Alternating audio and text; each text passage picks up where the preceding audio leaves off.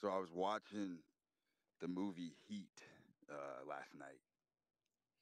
It's one of the greatest movies of all time, for one very glaringly obvious reason, and that's that it is the most accurate depiction, the most accurate portrayal of female male dynamics that I've ever seen, especially from an artistic interpretation. The whole movie involves very rebellious, sort of cantankerous, maverick renegade types that are hell bent on executing their mission, which is obviously pretty nefarious in the film. But the deal is this: not a single male character in that film has time for a bitch. Not one. And the movie sort of cycles through each individual romance between each male and female character, and they all are under severe strain. All of these relationships are very strained and they're toppling, and they're sort of in this cataclysmic spiral downward because these men are so obsessed with carrying out their mission that they simply just don't have the emotional availability. Now, here's what's interesting: there's a scene in the movie with Pacino. He's talking to his girl, and she's very accurately assessing his psychology.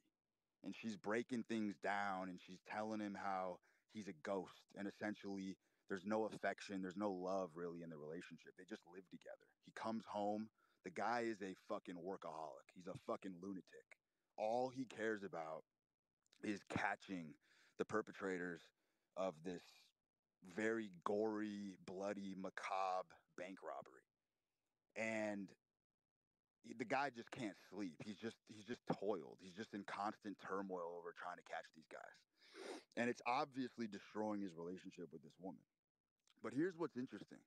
When she's calling him out on this behavior, like calling him for his lack of emotional availability, what he's doing is they both pause as she's talking, and there's this moment where you as the viewer, you in the audience, you can kind of tell she knows that if he was emotionally available in the way that she's beckoning him to be, she wouldn't love him the same.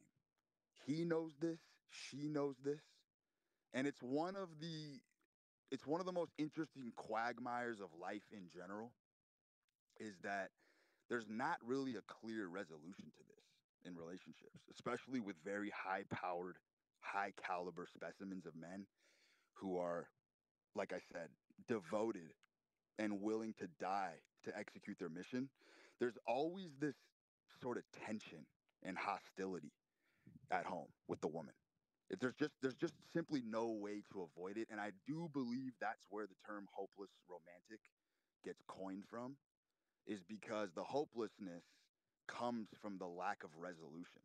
Because if he was the man she wanted him to be with that verbal expression, it would abolish the relationship overnight. It would be toast. The reason she loves him so much is because he doesn't have time for her. That's literally the fundamental premise. And the whole movie just highlights this. All the characters have their own unique conflict with their bitches. And they all stem from the same obsession that is steering away from making her the priority.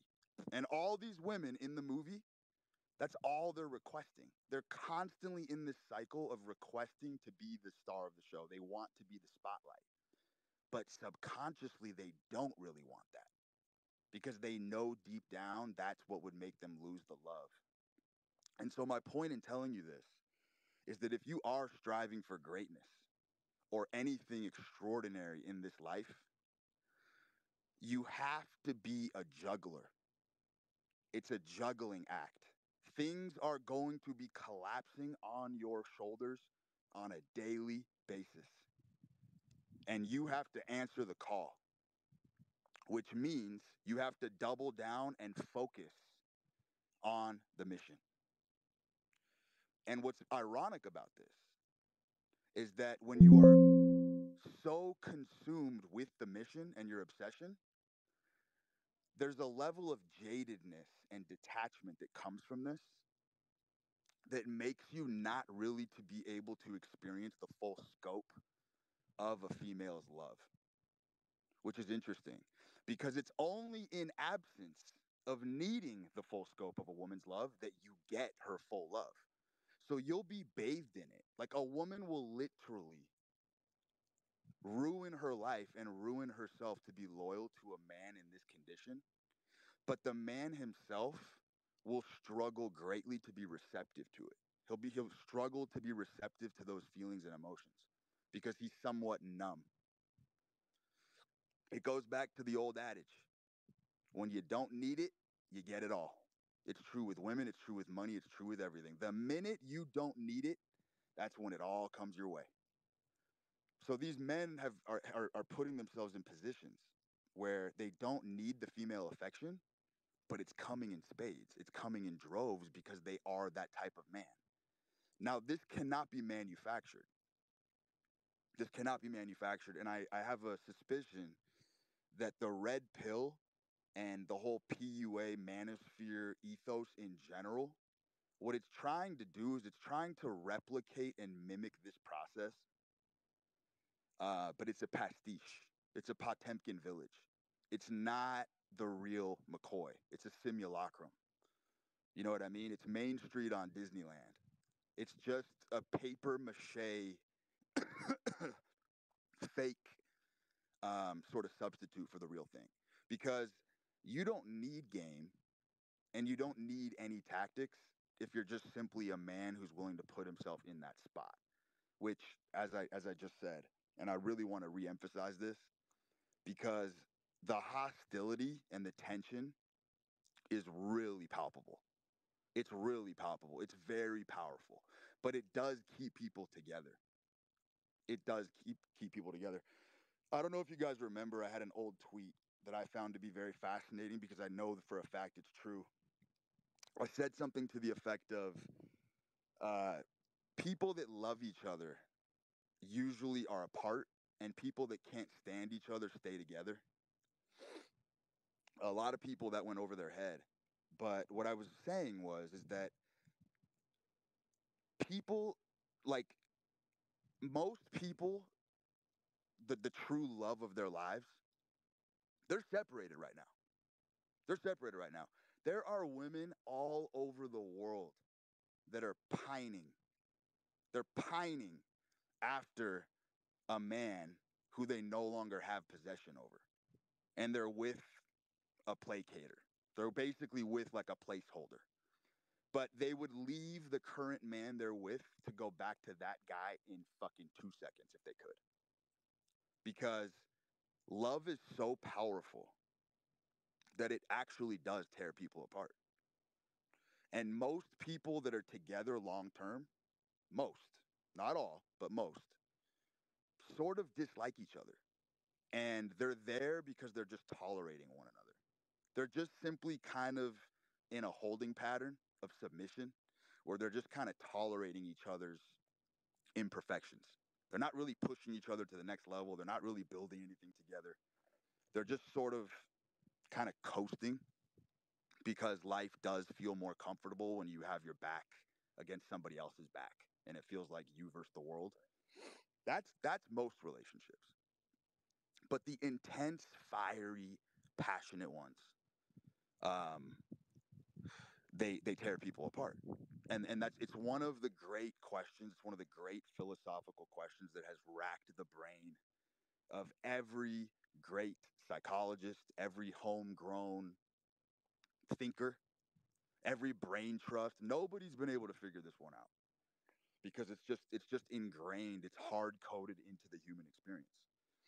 And I think this sort of tension that I'm talking about with females, with friends, with relatives, with relationships, I think this is the largest deterrent as to why people don't actually go after their dreams because you have to be able to sustain a very imbalanced life to be the kind of man that you want to be. You have to be in a very, very imbalanced state. And you have to be able to sustain that state and sustain that pressure for a long time. There's no optimization. There's sleepless nights. There's there's fucking tremors. There's delirium tremens. There's days when you feel like you're gonna lose your fucking mind. There's days when you feel like you're a loose cannon. You're gonna unload on your wife. You're just being charged and pressured, and the walls are closing in on you, and you're just being your humanity is being tested at all times. Your sanity is being pulled upon. It's a game of tug of war, and it's relentless. It never ceases. That's why you have to be a sicko to enjoy the game at the highest levels, because you have to enjoy the perturbations of your mind. You have to enjoy the elasticity of pushing your mind into a previously unknown state and then having the faith and conviction that your mind, even when it's stretched to the limits of insanity to pull off your dreams, you gotta have the faith that you're gonna be able to come back to sanity. And some people don't. Some people lose their mind in the process and they never bounce back. And that's life. But some people have that elasticity, and no matter what you throw at them, no matter what's on their shoulders, they find a way to rein it back in and maintain that locus of control. And that's the game right there. That delicate balance, dancing on the edge of the razor blades. You know what I mean? Like dodging the raindrops. That's where the gusto, that's where the moxie, that's where the male heart is really forged, is in that crucible that I'm talking about right there. Being able to sustain this type of madness and chaos. There is a hazy malaise right now in the culture in general, especially amongst the youngsters. There's a lot of guys who are semi-successful. Maybe they've run up a bag, they've secured the bag, they're making money, but they don't have a risk appetite. They don't really have a risk tolerance. They're not challenging themselves on a day-to-day basis. They're just kind of living lives of quiet desperation.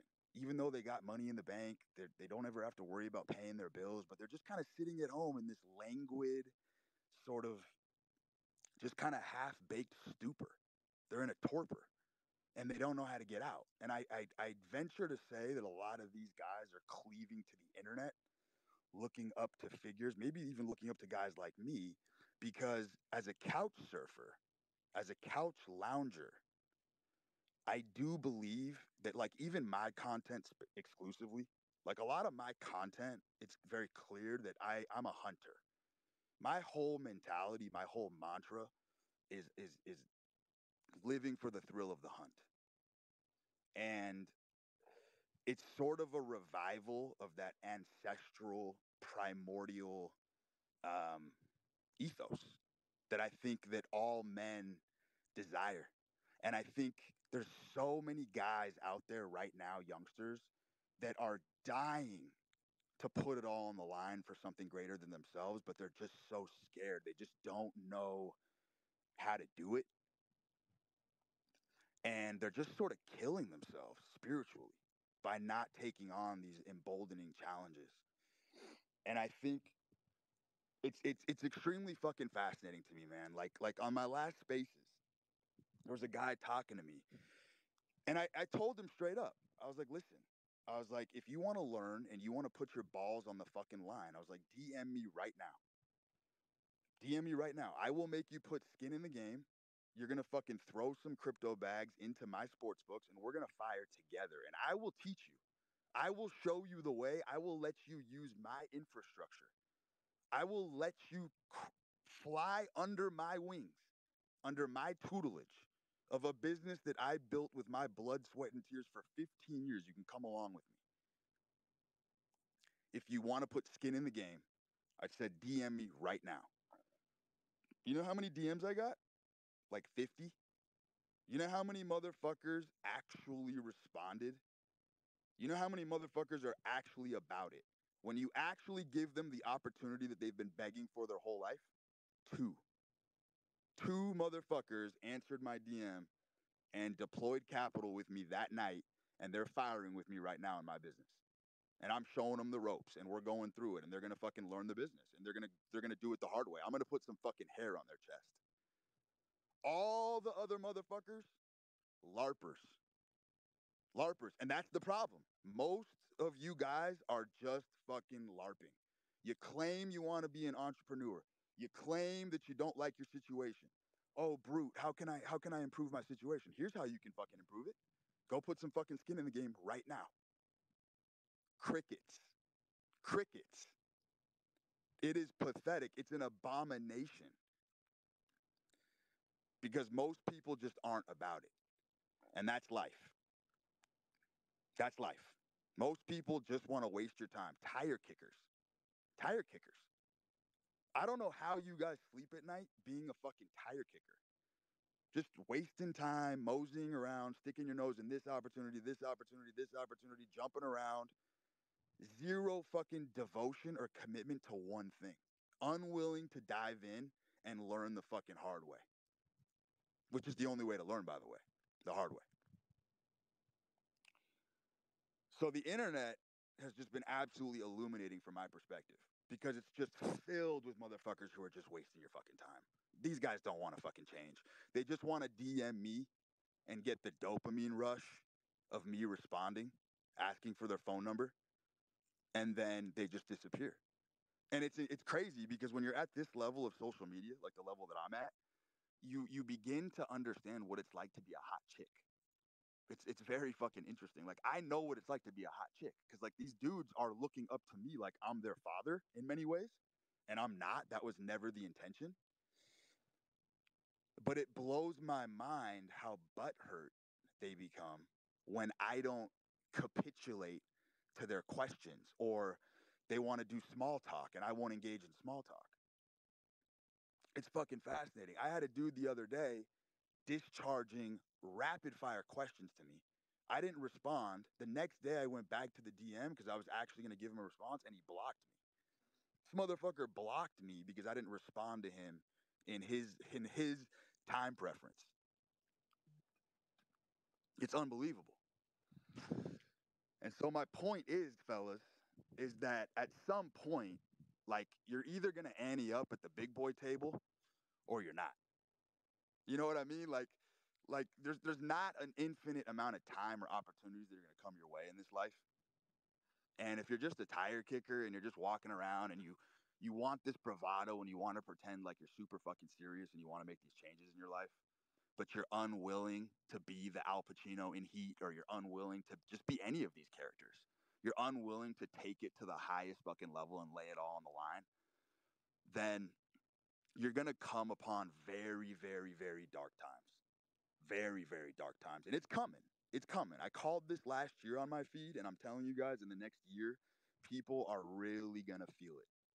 People are really going to feel it because we live in a time now where there's so much comfort that these youngsters are experiencing a ton of existential despair because they want something more.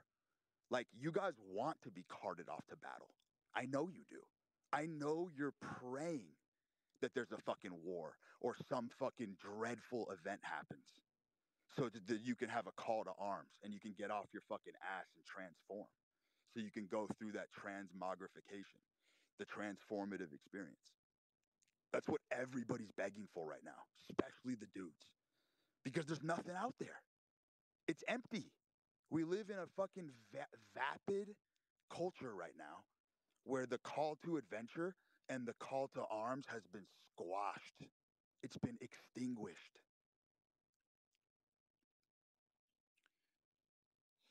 So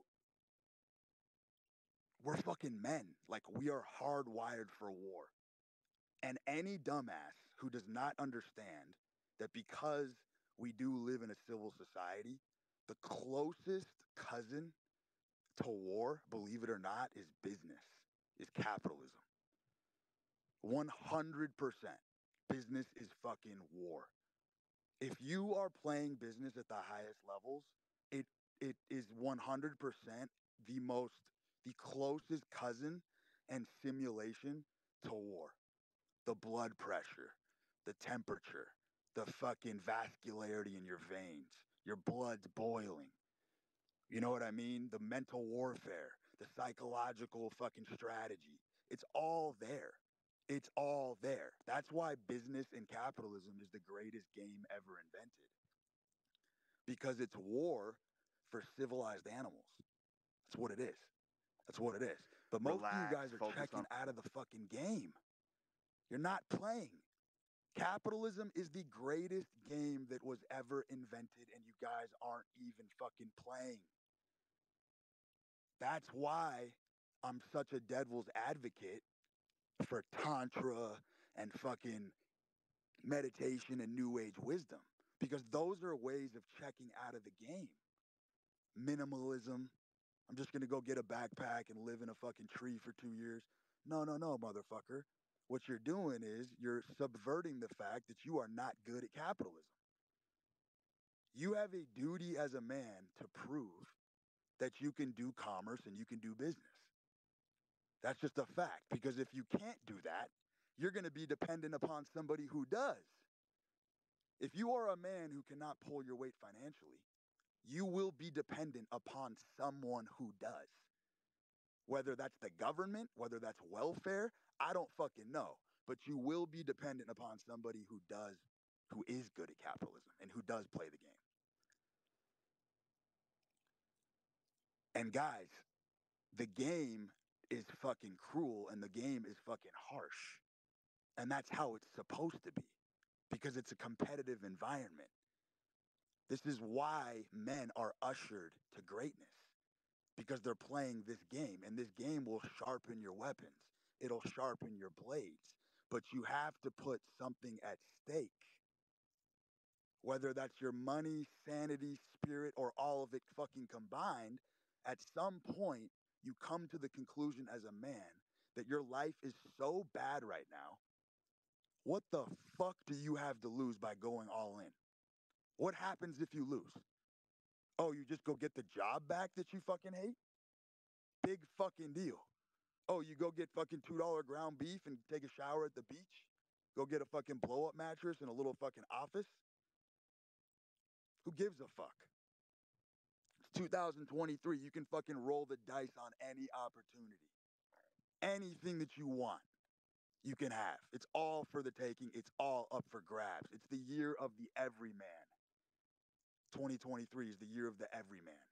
An ordinary man can stand up and make himself great and become anything the fuck he wants to be. That's just what it is. The culture is extremely decentralized. You have all the fucking tools. You got a phone, you got a fucking Twitter account, you got fucking food in your belly. The fuck are you bitching for? You gotta take some shots. You gotta take some fucking shots. You gotta break the mold. It's the only way to transform. You have to put yourself in very uncomfortable, and I mean very excruciatingly uncomfortable situations if you want to grow. If you want to be the same motherfucker year after year who when people ask you how you doing, oh, same old, you can be that guy. But that's not how I'm responding when I'm asking how you been. Someone asks me how you been, I ain't saying same old, same old. I always got new interesting fucking ventures going on. I'm fucking partnering with a fucking supplement brand. I'm releasing a fucking brute force product. I'm trying to put my mind in a bottle. I'm gonna fucking I'm gonna incubate myself in a lab for 2 months, and I'm gonna do my best to scour the earth for the finest ingredients on the planet. And I'm gonna try to take my mindset and put it in a fucking bottle. That's what I'm gonna try to do. I'm gonna attempt it. I'm also, my end game, I'm gonna build my own fucking sports book. I'm gonna be the house eventually. So it's like the projects and opportunities are never fucking ending. It's why I have zero sympathy for a motherfucker who wakes up and bitches and complains about his life in a capitalist society. It is the funnest, most ethical game you can play. It's that fucking simple.